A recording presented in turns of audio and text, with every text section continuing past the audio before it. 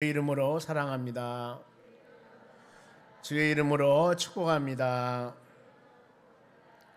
오늘 같이 우리 묵상하실 하나님 말씀은 성령의 힘은 모든 핍박을 이긴다 그랬습니다. 믿음으로 사는 하나님의 자녀들이 수많은 여러 가지 환경에서 변화가 오고 핍박과 어려움이 있으면은 쓰러지고 넘어지고 좌절하고 원망하고 이런 경향이 있을 수도 있습니다. 그러나 하나님의 성령께서 우리 마음에 충만함을 주신다면은 이 모든 것을 잘 얼마든지 넉넉히 이겨 나갈 수가 있는 것입니다. 초대교회에 바로 이 하나님의 성령 받은 사도들이 하나님의 복음을 증거하고 전도했던 모든 바로 이 근원은 부활하신 예수 그리스도를 바라보며 주님 의지하고 믿음으로 나갔던 것입니다. 바로 이 유대인들과 로마 병정들 많은 사람들이 우리 예수님을 십자가에 못 박혀 죽게 하셨습니다. 그런데 그 예수님은 3일 만에 부활하셨어요.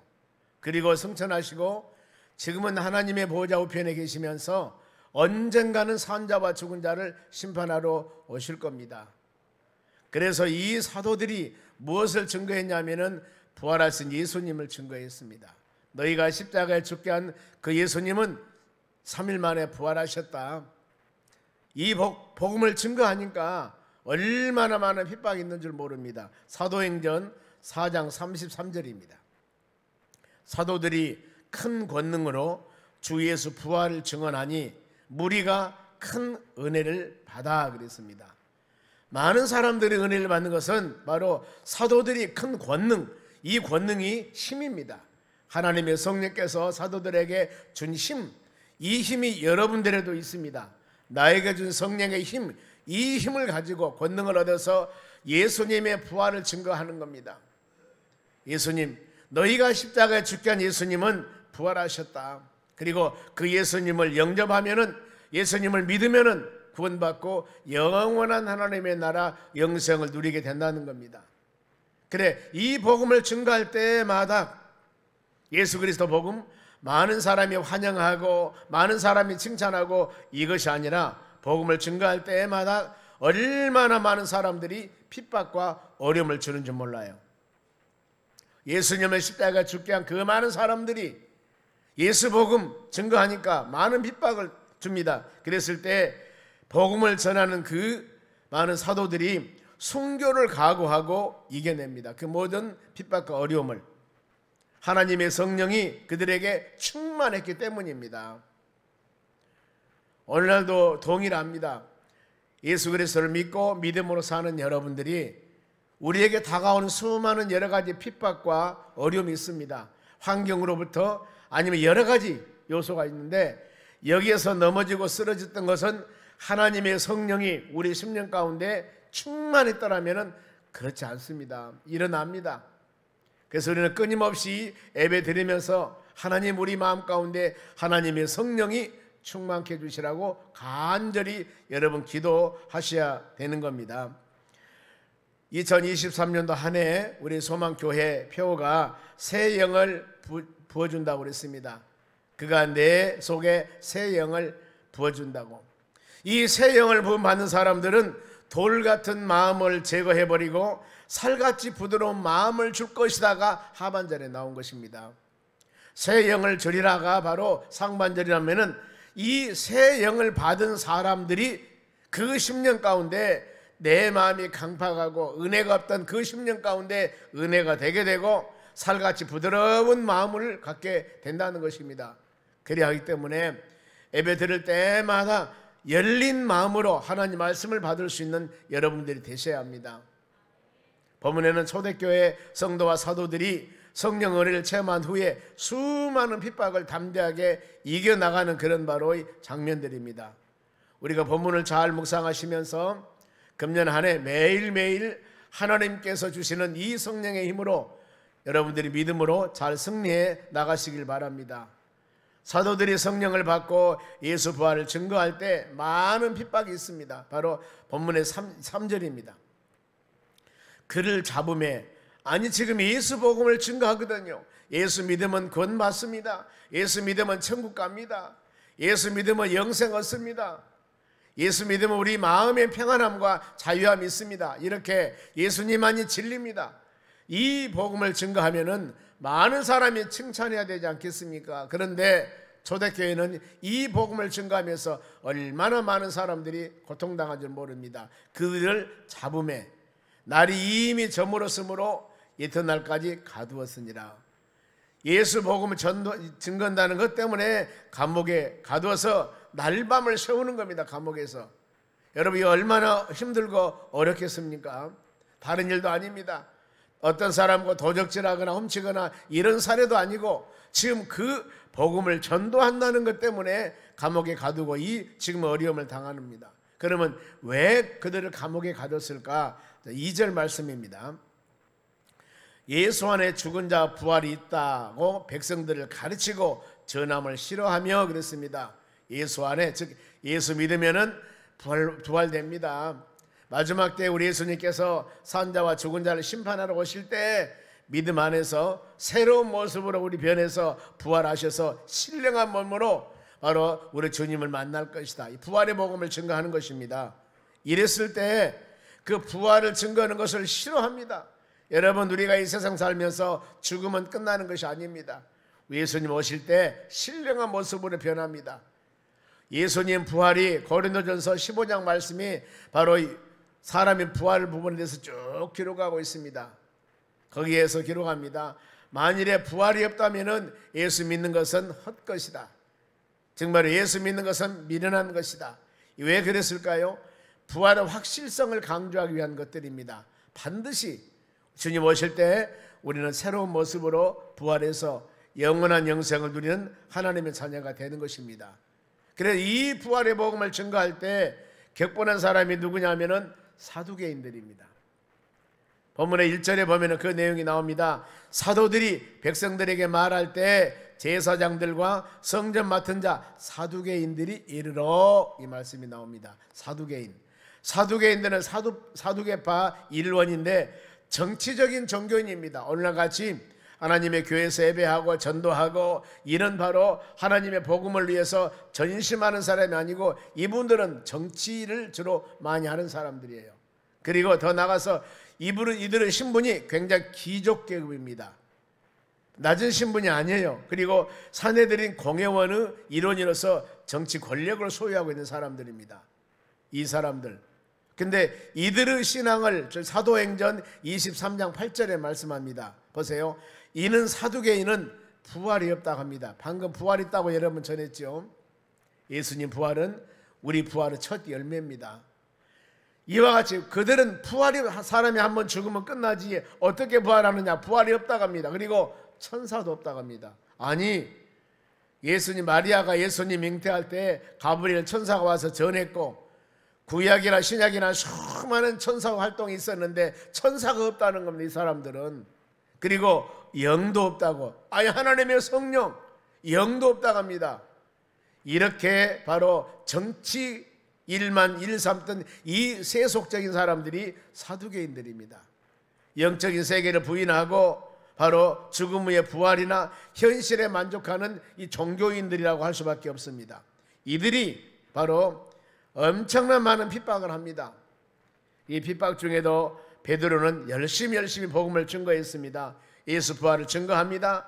그러니 사두개인들이 얼마나 싫어하겠습니까? 본인들이 교리와 반대되고 바로 이 반감을 가져서 핍박을 가하기 시작합니다. 우리는 하나님 말씀을 잘 깨닫고 예수 부활을 담대하게 증거하는 여러분 되셔야 돼요. 고린도전서 15장 3절 말씀에 그렇게 기록합니다. 바로 예수님은 성경대로 부활했다고 그랬습니다. 우리 예수님의 공생애 중에도 죽은 후 3일 만에 내가 부활할 것이라고 예수님은 말씀했습니다. 요한복음 2장 19절입니다. 예수께서 대답하여 이르시되 너희가 이 성전을 헐으라. 그러면 내가 사흘 동안에 일으키리라 그랬습니다. 바로 이 헤롯 성전은 46년 동안 지었습니다. 성전을. 그러니 어때요? 어마어마하게 바로 이 멋지게 지은 성전입니다. 그런데 이 성전을 헐면은 3일 만에 짓다니 말도 안 되는 소리죠. 사람들은 이렇게 생각했습니다. 그러나 여기서 바로 예수님께서 말씀하신 바는 그게 아닙니다. 너희들이 나를 십자가에 죽게 한다 할지라도 나는 3일 만에 부활할 것이라고 이런 지금 말씀을 드린 겁니다. 고린도서 3장 16절에도 우리 몸이 하나님이 성령이 거하는 성전임을 알지 못하느냐 그랬습니다. 때문에 바로 하나님 말씀을 들을 때 믿음의 자녀들은 하나님 말씀을 잘 깨달아야 됩니다. 말씀 한마디를 그래 깨달음은 성령의 역사입니다. 하나님의 성령께서 바로 요한복음 14장 보면은 깨닫게 하고 가르치기도 하고 이것이 하나님의 성령께서 여러분들이 말씀을 들을 때 설교 말씀을 들을 때 내 한마디 한마디 주신 말씀이 나에게 깨달음이 되고 나에게 은혜가 되고 하는 것은 하나님의 성령님이 하시는 거예요. 그러니 예배 드릴 때 마음을 확 열고 성령 하나님 내 마음을 온전하게 주장하여 주시옵소서. 내 마음을 온전하게 지켜주시옵소서. 그리고 하나님 말씀 한마디 한마디가 나에게 깨달음을 주셔서 여러분의 심령에 바로 새겨질 때 우리의 신앙은 성장성숙하는 역사가 일어나는 것입니다. 하나님 깨닫게 도와주시라고 이런 말씀 묵상하고 여러분들이 나아갈 때 우리 삶 가운데 아무리 많은 핍박과 어려움이 있다 할지라도 이겨나갈 수가 있습니다. 성경이 가르칩니다. 천국에서 가장 큰 상급 받을 사람이 누굴까? 여러분 모든 사람들은 다 예수 믿으면 하나님의 나라 천국 갑니다. 거기에서 제일 칭찬받는 사람이 누굴까 그 말입니다. 이 세상에서 명예 권세 가지고 바로 멋지게 사는 사람이 하나님의 나라 천국에서 그야말로 칭찬받는 사람이라고 성경은 가르치지 않습니다. 성경은 하나님의 말씀입니다. 하나님의 말씀한 거 기록한 것이 바로 성경입니다. 요한계시록 20장 4절 봅니다. 하나님의 나라에 가서 제일 바로 칭찬받는 사람이 누군가? 예수를 증언함과 하나님의 말씀 때문에 목배임을 당한 자들, 복음 증거하다가 순교당한 사람입니다. 이 사람 그 영혼들과 또 짐승과 그의 우상에게 경배하지 아니한 자들 누구누구 나오죠. 지금 예수 복음 증거하다가 순교당한 사람, 이 사람하고 우상 섬기지 않는 사람, 이 사람이 하나님의 나라에서 제일 칭찬받는 사람입니다. 또 나옵니다. 그들의 이마와 손에 그 표를 받지 아니한 자, 세속적으로 빠지지 않은 자들입니다. 살아서 그리스도와 더불어 1000년 동안 왕노릇한다고 그랬습니다. 하나님의 나라 1000년 왕국에서 1000년 동안 왕노릇 사람이 누구예요? 예수 믿는 사람입니다. 그 중에서도 제일 큰 상급을 받은 사람들은 누구냐면은 예수 그리스도 복음을 증거하다가 핍박당하고 순교한 사람, 그리고 절대적으로 우상을 섬기지 아니하고 하나님만 섬기며 믿음으로 사는 자들이 하나님의 나라에서 제일 큰 여러분 축복과 은혜를 받는다고 성경은 기록하고 있습니다. 모두 여러분 우리는 지금 그렇게 살고 있습니다. 우상 섬기지 않지 않습니까? 세상 사람이야 바로 이 산당을 만들고 어디 우상을 만들어서 그곳에 절하고 복을 주라고 빌고 이렇지만은 우리는 바로 여호와 하나님만 섬기며 만복의 대신 하나님 의지하고 믿음으로 살아가는 하나님의 자녀들입니다. 얼마나 여러분 감사합니까? 만일에 하나님 우리를 선택해서 믿음의 자녀로 세우지 않았더라면 나도 다른 사람들과 같이 우상 섬김에 절하며 이렇게 살 텐데 하나님 믿음의 가정에서 태어나게 하심을 감사하고 하나님 우리를 수많은 사람들 중에 선택하여서 하나님을 경배하며 찬양하는 믿음의 사람으로 세웠으니 주여 감사합니다. 이런 마음을 갖는 여러분이 되어야 할 줄로 믿습니다. 초대교회는 이런 핍박 중에도 믿는 자들이 증거했습니다. 아니 예수 복음을 증거하고 전도 못하게 이 사람 저 사람이 막 감옥에 가두기도 하고 어려움을 주었을 때 나 예수 복음 증거하지 않을 거야, 나 전도 안 할 거야, 바로 이렇게도 할 수 있을 텐데 이 많은 어려움을 주는데도 불구하고 그들은 복음을 증거함을 통해서 놀라운 역사가 일어납니다. 본문의 4절 봅니다. 말씀을 들은 사람 중에 믿는 자가 많으니 남자 수가 몇 명이에요? 약 한 5,000명이나 되더라 그랬습니다. 5,000명이나. 베드로가 복음을 증거할 때 믿는 사람이 5천 명이면 지금도 5천 명이 많지만 이 시대 얼마나 많습니까, 여러분? 복음을 증거할 때 여러분 오늘 우리 새싹부 주일학교 연합예배를 드리는데 여러분도 그러세요. 지금 밑에 새싹부실이나 아니면은 주일학교실에서 예배 드릴 때 옛날에 비해서 많은 우리 어린 우리 생명들이 많이 모여서 찬양하고 기도하면서 가득가득 성전이 차야 되는데 그러지 못한 사례들을 볼 때마다 참 마음이 너무나 많이 아픕니다. 너무나 많이 아파요. 하나님 갈수록 수많은 사람들이 작년부는 적지만은 바로 이 교육부 다음 세대가 더 많아져야 되는데 그러지 못하는 거예요. 그래서 항상 그렇습니다. 아들, 딸 구별하지 말고 셋 이상 나라고, 셋 이상 나라고. 여러분 앞으로 큰 문제입니다. 이건 너무나 문제입니다. 왜냐하면은요, 둘이 결혼해서 한 사람밖에 안 나면은요, 이 나라는 한 세대에 반조각 나버린다. 한 세대에 반조각 나버리면은 경제뿐만 아니라 모든 것들이 반조각 나버린 거예요. 그렇게 됐습니다. 가장 큰 자산은 여러분 인구예요. 앞으로 세계에서 제일 바로 이 비전이 있는 데가 어딘 줄 아십니까? 인도하고 그 다음에 중국하고 남미 쪽이에요. 지금 이미 유럽은 다 식어갑니다. 왜요? 인구가 절벽이면 안 되는 거예요. 많은 사람들이 그럽니다. 지금 앞으로 가장 선두로 나설 나라가 인도를 좀 꼽고 있습니다. 인도를요. 왜요? 인구가 많잖아요. 남미 나라들 인구가 많잖아요. 여러분 인구는 재산입니다. 우리가 복음을 증거할 때 많은 사람들이 주에 좀 돌아와야 되는데 바로 영혼들이 지금 보면은 대학이 없어지고 대학이 다 미달이 되고 지금 이런 사례가 되어버린 거예요. 복음을 증거할 때 아무리 핍박이 온다 할지라도 핍박이 강할수록 핍박이 심할수록 더 열심히 증거하는 거예요. 여러분 성경은 핍박을 받을 때 하나님의 가르침은 피하라 하지 않았습니다. 하나님의 교회에서 앞으로 어떤 일이 있을지는 모르겠습니다만은 다시는 코로나 같은 것이 있어서는 안 됩니다. 우리는 기도해야 돼요. 하나님 모든 영혼들 주의 전으로 인도해 줄 수 있게 해달라고 기도하셔야 됩니다. 마태복음 5장 10절입니다. 의를 위해서 박해를 받는 자는 복이 있다니 예수 그리스도 전도하면서 하나님 말씀 안에 온전히 살기 위해서 내가 하나님 예수 믿고 믿음으로 바르게 살아가기를 원합니다. 이렇게 믿음 생활을 올바로 하려고 그러는데 많은 박해와 핍박이 있습니다. 이런 자들, 이런 자들은 복이 있다고 그랬습니다. 천국이 그들의 것이라고 그랬어요. 신앙생활도 그냥 뭔가 모르게 조금 우리에게 핍박이 있고 힘들고 어려우면 더 열심히 하거든요. 그런데 너무나 자유로우면 신앙도 뜨뜻미지근하는 거예요. 우리 삶 가운데 여러분 마음으로 깊이 생각합시다. 이제 금년 한 해도 벌써 이 1월 달이 넘어갔습니다. 갑자기 한파로 지금 며칠 동안 어려움이 있는데 우리가 얼마 있으면 꽃 피는 봄날이 오고 더운 여름이 오고 낙엽이 지는 가을이 오고 또 겨울이 옵니다. 계절은 계속 바로 돌아옵니다. 우리는 계절에 관계없이 예수 복음을 증거하고 믿지 않은 영혼들에게 복음 증거하고 그래서 하나님의 나라 세워나가는 것이 우리 모든 믿음의 자녀들의 사명입니다. 오늘날 교회의 사명이 무엇인지 아십니까? 하나님의 교회, 왜 하나님이 이 많은 교회들을 세워주겠습니까? 이 교회를 통해서 그 지역에 믿지 않는 영혼들에게 복음을 증거하라고 하나님의 교회를 세워주신 겁니다.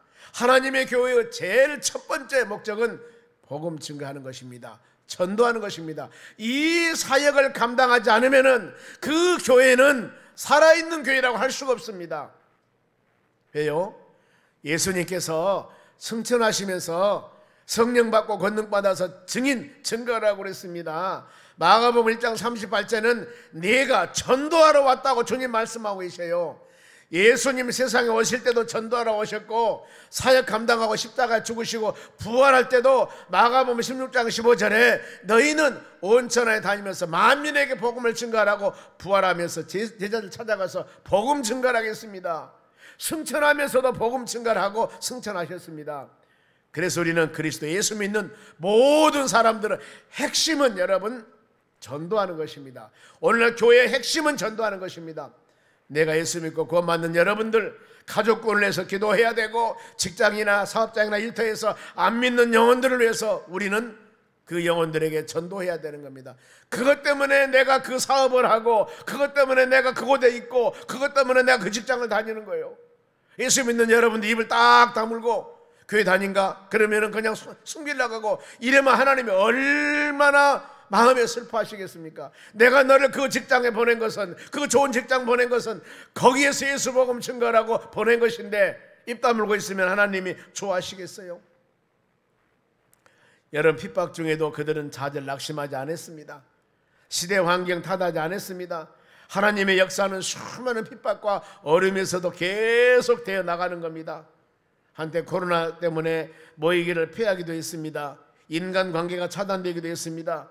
여러분, 기독교 본질을 흔들리기도 했습니다. 이제 우리는 새롭게 결단해야 됩니다. 각성해야 되는 것입니다. 초대교회의 특징이 사도 가르침을 받고 서로 교제하고 떡을 떼며 오로지 기도에 힘쓰며 마음을 같이하여 성전에 모이기를 힘쓰고 집에서 떡을 떼며 순전한 마음으로 음식을 먹었다고 그럽니다. 또한 예수님은 세상 끝까지 너와 함께 한다고 약속하셨고 어떤 것도 예수님과 관계에서 끊을 수 없다고 그랬습니다. 여러분, 하나님이 여러분들을 사랑하는 것은 누구도 끊을 수 없습니다. 아멘. 하나님이 여러분들을 얼마나 사랑하는가, 우리 창조주 하나님이 나를 사랑하는, 여러분들을 사랑하는 그 사랑은 누구도 끊을 수가 없어요. 로마서 8장 35절입니다. 보겠습니다. 누가 우리를 그리스도 사랑해서 끊으리요? 하나님의 말씀이에요. 환난이나 어려움입니다. 곤고나 박해나 기근이나 적신이나 위험이냐 칼이라. 어떤 것도 그리스도 사랑해서 우리를 끊을 수가 없다, 그 말입니다. 어떤 환경적인 어려움이나 이 모든 것도 예배드리고 전도하고 기도하고 성령 충만하고 믿음으로 살아간 우리의 모든 삶은 어떤 것을 가지고도 끊을 수가 없습니다. 여러분, 하나님이 여러분들을 얼마나 사랑한 줄 아십니까? 하나님이 세상을 이처럼 사랑했다고 그랬습니다. 이처럼이 뭐예요? 죄인인 우리를 위해서 죄 없는 독생자 예수님이 우리 죄 십자가에 죽으셨습니다. 여러분, 왜 하나님이신 예수님이, 죄 없는 예수님이 그 모든 이 십자가의 머리에 가시면류관을 쓰고 양손에 바르는 대못을 받고 옆구리에 창을 찌르고 피를 흘리며 이렇게 죽으셨냐, 그 말입니다. 왜 죽으셨어요? 죄 없는 분이 여러분 우리의 죄를 위해서 피 흘려 죽으셨습니다. 우리는 이 하나님의 사랑을 마음에 새기면서 그 하나님의 사랑이 없었더라면 우리는 하나님의 나라 소망할 수가 없습니다. 세상에 질퍽거리는 세상에서 살다가, 쾌락의 세상에서 살다가 저 지옥으로 가는 그런 사람이 될 수밖에 없습니다. 그런데 하나님이 여러분들을 사랑하셔서, 하나님이 여러분들을 긍휼히 여기셔서 예수 믿는 사람으로 선택해서 예배드리며 찬양하며 믿음으로 살 수 있는 이 은혜 주셨으니 이것이 바로 하나님의 사랑입니다. 하나님의 사랑입니다. 이 사랑 마음에 깊이 새기시길 바랍니다. 사도들이 사내들인 공회에 신문을 받습니다. 전도한다고 복음을 증거한다는 것 때문에 바로 심판을 받아요. 이 사내들인 공회원은 신앙의 최고 지도자들이 모인 곳입니다. 종교회의인데 이것이 구속력이 있습니다. 여기서 감옥에 가두기도 합니다. 유대인들은 최고의 법원 역할을 감당하고 극형을 처한 제 모든 것들을 다 재판을 합니다. 구성원들이 약 한 70여 명으로 되어 있습니다만은 사두개파가 주축이 돼요. 정치적인 종교인, 이 사람들의 주축이 됐다, 그 말입니다. 그러면서 이들이 사도들을 핍박하고 심판합니다. 7절 봅니다. 사도들을 가운데 세우고 묻되, 지금 이 사내들인 공회원들이 70여 명이 복음을 증거하는 바로 베드로와 바로 이 요한, 예수 복음을 증거하는 이 또 그 외의 사도들을 잡아갖고 와가지고 지금 심판하는 겁니다. 사도들을 가운데 세우고 묻되, 너희가 무슨 권세와 누구의 이름으로 이 일을 행하느냐 그랬습니다. 네가 지금 예수님 믿으면 구원받습니다, 예수님 믿으면 바로 영생 얻습니다, 이걸 증거하니까 누구 이름으로 이것을 하냐면서 핍박을 하는 겁니다. 이 일이라고 하는 것은 앞에 사도행전 3장에서 성전 미문 앞에서 구걸하는 사람을 걷지도 못한 장애우를 바로 이 베드로와 요한이 치료합니다. 성전 앞에서 바로 한 푼 주세요 하고 바로 이 구걸하는 걷지 못한 이 바로 사람인데, 요즘 말로 거지라고 말입니다. 그런데 사도가 치료합니다. 베드로와 요한이 어떻게 치료하냐면은 바로 은과 금, 너는 지금 한 푼 달라고 돈을 요구하지만 나는 돈 없다. 은과 금은 내게 없으나 내게 있는 것으로 너희가 주는데 바로 나사렛 예수 그리스도 이름이라는 겁니다. 예수님 이름, 예수 이름으로 걸으나 했고 오른손을 잡음에 발목에 힘을 얻었고 뛰어서서 걸고 하나님을 찬양하며 백성들이 놀라더라. 아니, 저 성전 바로 이 문 앞에서, 성전 앞에서 구걸하던 사람이, 베드로와 요한이, 베드로가 일어나 걸으라니까 벌떡 일어서서 춤을 추며 성전에 돌아다니거든요. 얼마나 사람들이 놀랐을까. 예수님 멋지신 분, 오직 예수, 아마 그랬을 겁니다. 핍박과 어려움에도 하나님의 일은 중단되지 않습니다. 예수 이름으로 복음을 전파됩니다. 성령의 능력으로 치유 사역은 계속됩니다. 아무리 많은 핍박이 온다 할지라도 여러분, 이 핍박 때문에 우리 신앙 바로 이 소외되면 안 되는 겁니다. 우리는 힘들고 어렵다 할지라도 쉽게 포기하면 여러분 안 돼요. 때문에 내가 힘들고 어려웠을 때 꼭 우리가 묵상할 말씀이 빌립보서 4장 13절입니다.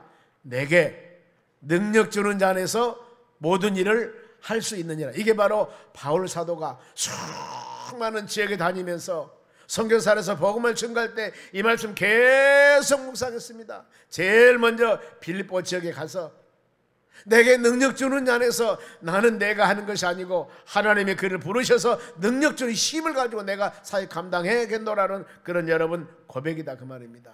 여러분도 이 말씀 꼭 묵상하시기 바랍니다. 그런 후에 종교 지도자들의 핍박에 대한 베드로의 답변입니다. 너 예수 바로 전도하면 내가 잡아 죽여, 전도하면 내가 감옥에 가도, 이렇게 말할 때 베드로가 어땠을까? 그러면 안 올라요. 그랬을까요? 8절 봅니다.